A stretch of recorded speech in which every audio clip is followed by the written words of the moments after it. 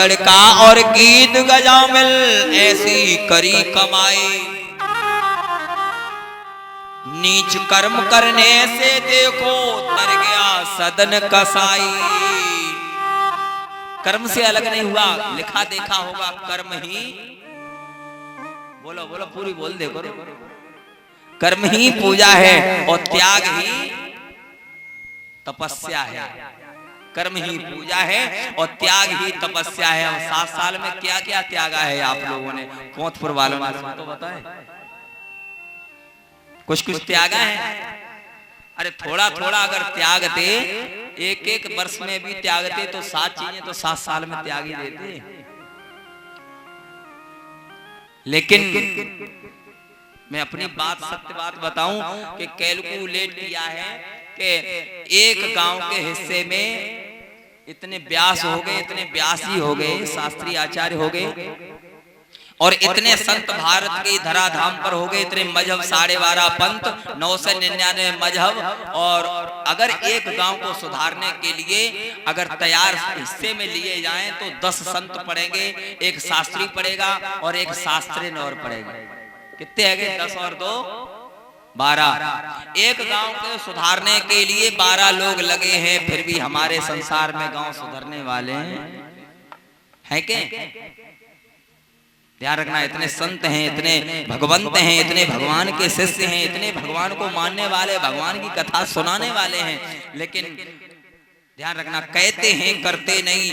मुंह के बड़े लवार और मुंह काले हो जाएंगे ईश्वर के दरबार। कथनी करनी हमारी एक जैसी हो जाए। मन भगवान का मंदिर है, यहाँ मैल न आने देना, तेरे पूजन को भगवान बनावन। गाते कि नहीं कि तेरे पूजन को भगवान बना मन मंदिर आलीशान। किसने जानी तेरी माया, किसने भेद तुम्हारा पाया। बड़ा सुंदर शब्द लिखा, गाते जाते हैं लेकिन कभी गौर नहीं करते। किसने जानी तेरी माया, किसने भेद तुम्हारा पाया। हारे ऋषि मुनि धर ध्यान, हारे बड़े बड़े दर ध्यान, बना मन मंदिर आलीशान तेरे। फिर भी 9 दिन निकल गए पीछे, फिर भी 9 दिन निकल गए अपना घर छोड़ करके।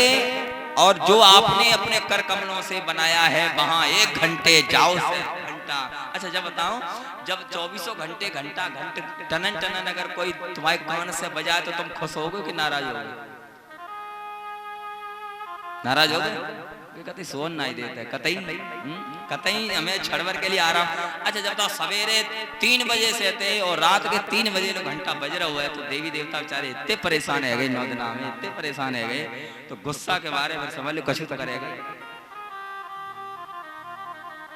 घर के मंदिर में कथा आगे आएगी, भगवान का 14 स्थान पर वास होता है। 14वां स्थान है तेरे घट के अंदर।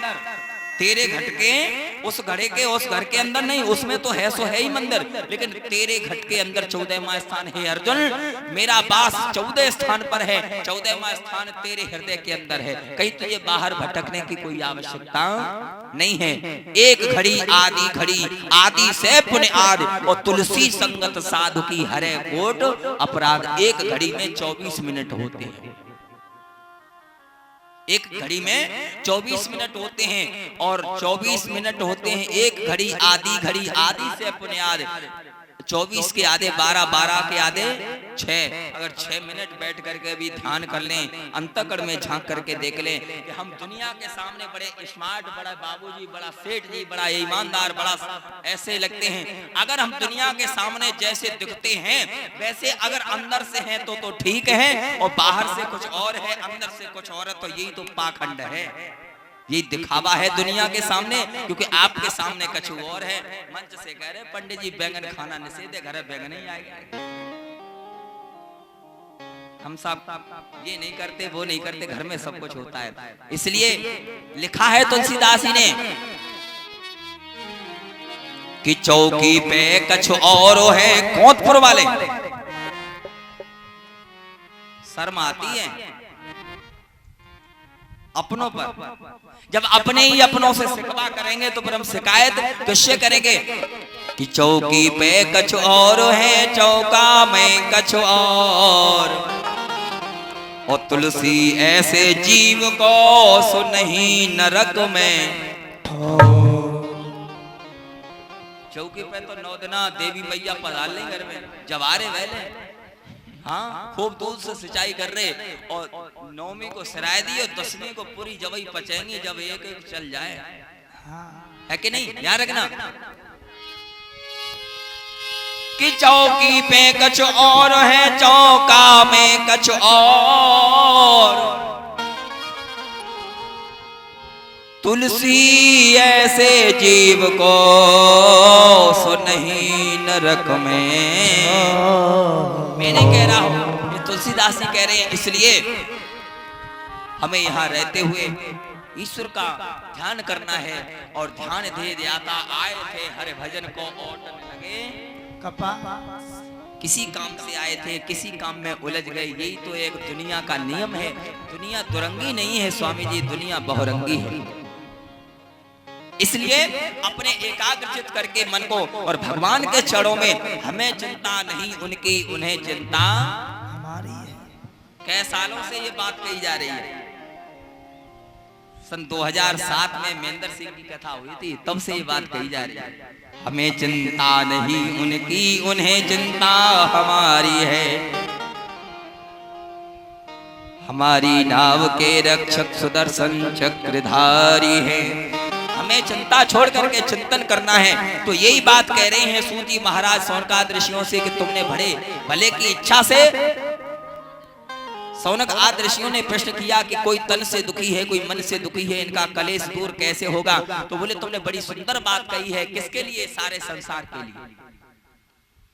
यहाँ कहते कि हम दुखी हैं तो अपनत्व का स्वार्थ जुड़ जाता है। ये कहा सारा समाज दुखी है, क्या करना चाहिए? तो बोले यही बात नारद जी ने और विष्णु भगवान से पूछी थी। एक बार नारद जी करताल वीणा को लेकर के चारों दिशाओं में भ्रमण करते करते कहाँ पहुंचे? दक्षिण दिशा में। और दक्षिण दिशा में जाकर के देखा तो क्या देखा? एक मैया बैठी है यमुना नदी के किनारे। एक देवी बैठी है, उसके पास अनेक देवियां बैठी हैं। कोई जलपान करा रही है, कोई चंबर पंखा हिला रही है, कोई सेवा कर रही है। जैसे प्रकार से सेवा हो पा रही है वैसे कर रही है। देव ऋषि नारद को देखा। नारदम ज्ञानम ददाति। नारद संत हैं, एक हनुमान जी संता है, एक वीर नारद संता है, एक कहे सुने बहुविध सब संता। एक कथा कहने वाले सुखदेव जी संता हैं, और परीक्षित बैठे हैं वो भी संता है। क्यों?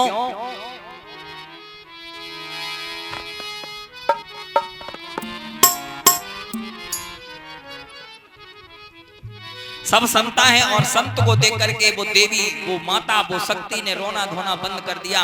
तिष्ठम नारदा, थोड़ी देर रोकिए। नारद को रोका। नारद ने पूछा भैया क्या बात है? नारद जी से वो माँ रो करके बोली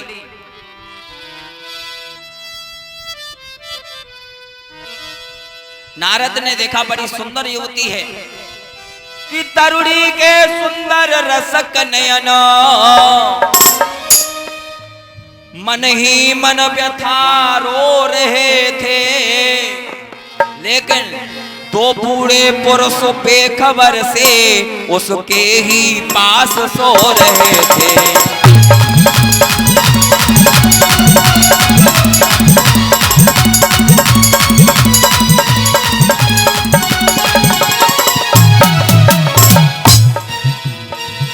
तरुणी के सुंदर रसक नयन, मन ही मन व्यथा रो रहे थे। तो बूढ़े पुरुष बेखबर से उसके ही पास सो रहे थे।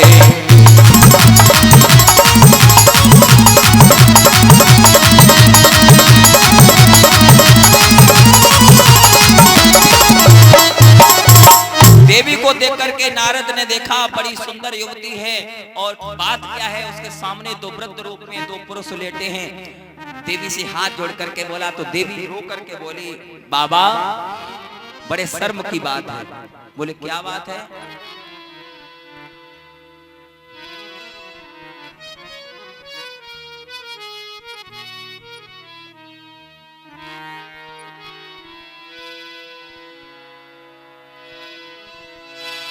कि त्रेता तक भरी जवानी थी, और थे आपने तीनों आपे में, लेकिन